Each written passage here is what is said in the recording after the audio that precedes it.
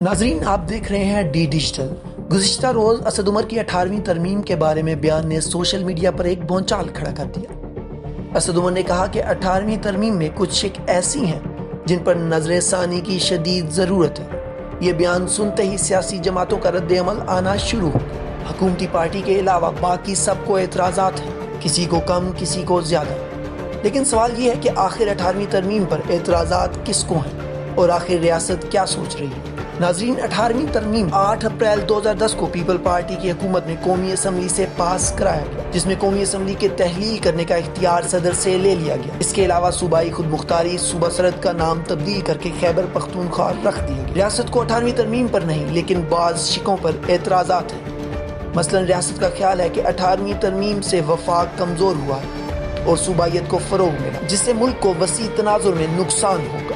یکساں نظام تعلیم اور یکساں نصاب ملک میں رائج کرنا اس وقت نہ صرف تحریک انصاف کی حکومت کا ایجنڈا ہے بلکہ ریاست کا بھی ماننا ہے کہ ریاستی قومیت کی تشکیل کے لیے یکساں نظام تعلیم اور یکساں نصاب کی شدید ضرورت ہے، جس کی راہ میں سب سے بڑی رکاوٹ 18ویں ترمیم ہے۔ اس کے علاوہ کرونا وائرس نے ایک بات واضح کر دی ہے کہ نیشنل سیکیورٹی میں ایک اہم جز ہیلتھ سیکیورٹی بھی ہے۔ ملک میں بہترین نظام صحت کے لیے ریاست کو فیصلے کرنے ہیں، جس میں ریاستی فیصلے ضروری ہیں۔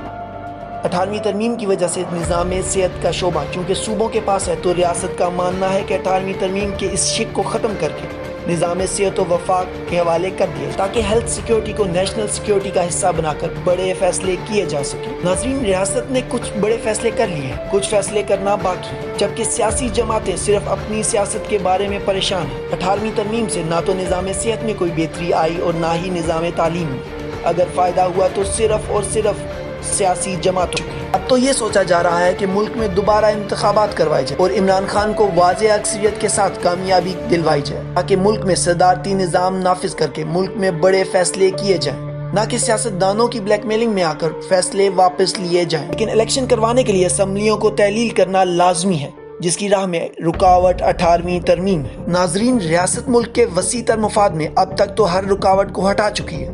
دیکھتے ہیں 18ویں ترمیم کی رکاوٹ کو ہٹانے میں کون رکاوٹ بنتے ہیں۔ یا اب کی بار مجھے کیوں نکالا کی بجائے سب خود بخود نکل جائیں گے۔ اب نہ رہے گا بانس اور نہ بجے گی بانسری۔ اگر آپ کو ہماری ویڈیو پسند آئی ہے تو لائک کیجئے، اس ویڈیو کو شیئر کیجئے، چینل کو سبسکرائب کریں اور بیل آئیکن کو ضرور دبائیں تاکہ آپ کو مزید معلوماتی ویڈیو مل سکے۔